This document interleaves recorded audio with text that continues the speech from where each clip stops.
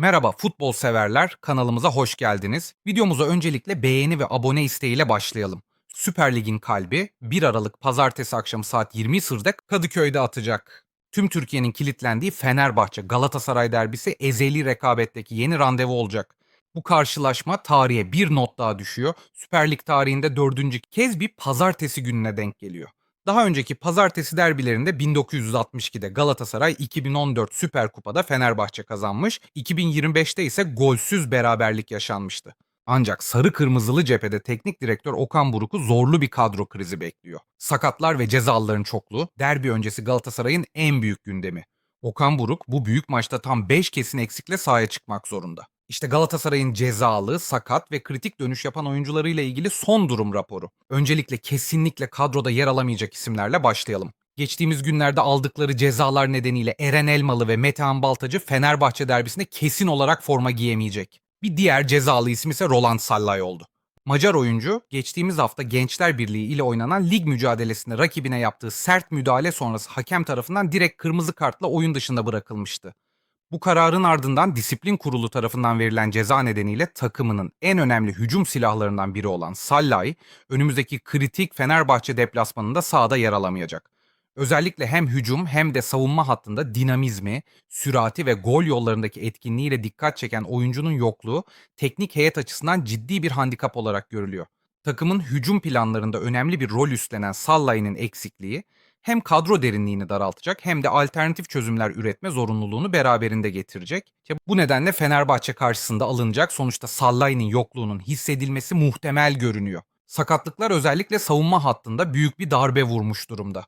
Takımın önemli isimlerinden Wilfried Singo, geçtiğimiz hafta yapılan kontrollerde sol arka adalesinde zorlanma ve kanama tespit edilmesi üzerine kesin olarak kadro dışı bırakıldı.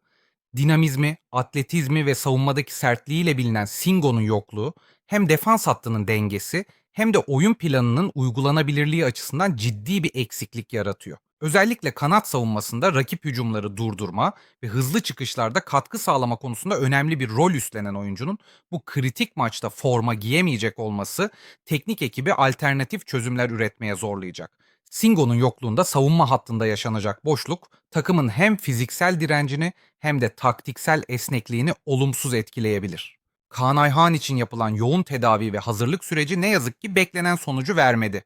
Türk milli takımında yaşadığı sakatlık sonrasında toparlanma sürecine giren tecrübeli savunmacı derbiye yetiştirilemedi ve bu nedenle kadroda yer alamayacak. Özellikle sağ bek pozisyonunda güven veren performansıyla bilinen Kaan Ayhan'ın yokluğu, teknik direktör Okan Buruk'u farklı ve radikal çözümler aramaya zorlayacak. Buruk'un savunma hattındaki bu eksikliği gidermek için ya mevcut kadro içinden alternatif bir oyuncuyu sağ beke çekmesi ya da sistemsel bir değişikliğe gitmesi bekleniyor. Kaan Ayhan'ın yokluğu hem savunma dengesini hem de hücumdaki geçiş oyunlarını doğrudan etkilenecek önemli bir kayıp olarak değerlendiriliyor. Ancak Galatasaray cephesine en büyük moral yıldız isimlerin tam zamanında yetişmesiyle geldi. Müjde, takımın en önemli hücum kozlarından Victor Osimhen Fenerbahçe derbisinde ilk 11'de sahaya çıkacak ve gol yollarındaki en büyük silah olarak görev alacak. Nijerya milli takımından sakat dönmesine rağmen çalışmalarını oldukça yoğun bir şekilde sürdüren yıldız forvet, Şampiyonlar Ligi'nde Union SG karşılaşması öncesinde kendisini denemiş ancak ağrıları nedeniyle riske edilmemişti. Bu süreçte özel programlarla hazırlanan Osimhen, derbiye odaklanarak kondisyonunu ve fiziksel gücünü üst seviyeye çıkarmaya çalıştı. Teknik heyetin de büyük önem verdiği bu hazırlık süreci sonucunda. Fenerbahçe karşısında sahada yerini alması ve takımın hücum hattına liderlik etmesi bekleniyor. Özellikle bitiriciliği, hızını kullanma becerisi ve rakip savunmayı zorlayacak atletizmiyle Osimhen'in derbideki varlığı maçın kaderini doğrudan etkileyebilecek kritik bir faktör olarak görülüyor. Bu arada videomuzu beğenerek ve kanalımıza abone olarak bize destek olabilirsiniz. Böylece hem içeriklerimizi daha geniş kitlelere ulaştırmamıza yardımcı olur hem de yeni videolarımızdan anında haberdar olabilirsiniz. Mario Lemina'nın sakatlığı ciddi boyutta olmadığı için teknik heyet tarafından büyük ölçüde derbiye yetiştirildiği bildiriliyor. Orta sahanın dinamosu olarak takıma hem fiziksel güç hem de oyun aklı kazandıran Lemina, Şampiyonlar Ligi'nde riske edilmemiş ve bu nedenle kadroya alınmamıştı. Ancak yapılan son kontrollerde durumunun iyiye gittiği ve derbiye hazır hale geldiği gözlemlendi. Sahada yer alması halinde hem savunma ile hücum arasındaki bağlantıyı kuracak hem de takımın tempo ve direnç seviyesini yukarıya taşıyacak. Bu nedenle Lemina'nın ilk 11'de başlaması, özellikle orta saha mücadelesinde takımın elini güçlendirecek en önemli faktörlerden biri olarak öne çıkıyor. İsmail Jakobs'un derbiye kadar sahaya çıkabilecek seviyeye gelmesi bekleniyor. Tecrübeli sol bek geçtiğimiz günlerde oynanan Union SK karşılaşmasında baldırında ağrı ve gerilme hissetmiş, bu nedenle maçı tamamlayamamıştı. Teknik heyet oyuncunun tedavisini yakından takip ederken derbiye yetişmesi için özel bir program uyguluyor. Ancak olası bir aksilik durumunda son dönemde gösterdiği başarılı performansa dikkat çeken genç Kazımcan Karataş hazır bekliyor. Bu nedenle sol bek pozisyonunda Jakobs'un yetişmesi halinde tecrübesiyle katkı sağlaması, yetişememesi halinde ise Kazımcan'ın enerjisi ve formuyla boşluğu doldurması planlanıyor. Böylece takımın savunma hattında süreklilik ve güvence sağlanması hedefleniyor. Yunus Akgün ise geçtiğimiz günlerde milli takım arasında kasığından bir operasyon geçirmişti. Bu sürecin ardından kondisyonerler eşliğinde özel çalışmalarını sürdüren genç oyuncunun derbiye yetişme ihtimali bulunuyor. Her ne kadar tam olarak hazır hale gelmesi zor görünse de. Teknik heyet onun maç kadrosunda yer almasını ve özellikle ikinci yarıda oyuna girerek takıma enerji katmasını planlıyor. İlk 11'de başlamasa bile Yunus'un sürati, dribbling yeteneği ve hücumdaki yaratıcı katkılarıyla derbinin seyrini değiştirebilecek bir rol üstlenmesi bekleniyor. Bu nedenle onun sahada yer alması takımın hücum gücüne önemli bir destek sağlayabilir. Son olarak Berkan Kutlu'nun durumu belirsizliğini koruyor. Orta sahada önemli bir alternatif olarak görülen oyuncunun sakatlığının boyutu netleşmiş değil. Bu nedenle Fenerbahçe derbisinde kulübede yer alıp almayacağı ancak maç saatinde yapılacak son kontrollerin ardından belli olacak. Teknik heyet Berkan'ın durumunu yakından takip ederken onun kadroda bulunması halinde orta sahaya ekstra direnç ve rotasyon imkanı sağlayacağı düşünülüyor.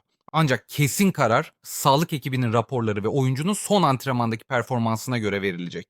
Galatasaray, Fenerbahçe derbisine savunma hattında ve rotasyonda ciddi eksiklerle çıkacak. Singo ve Kaan Ayhan'ın yokluğu, Jakobs'un belirsizliği ve Berkan Kutlu'nun durumunun maç saatinde netleşecek olması Okan Buruk'u kadro planlamasında zorlayacak.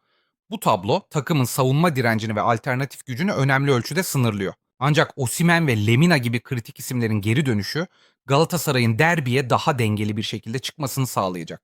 Hücum hattında Osimhen'in bitiriciliği ve rakip savunmayı zorlayan atletizmi, savunmada ise Lemina'nın dinamizmi ve orta sahadaki dengeleyici rolü sarı kırmızılıların gücünü korumasına yardımcı olacak en önemli unsurlar olarak öne çıkıyor. Bu iki oyuncunun sahada yer alması hem takımın hücum üretkenliğini artıracak hem de savunma direncini yükselterek eksiklerin yaratacağı boşlukları telafi etme şansı sunacak.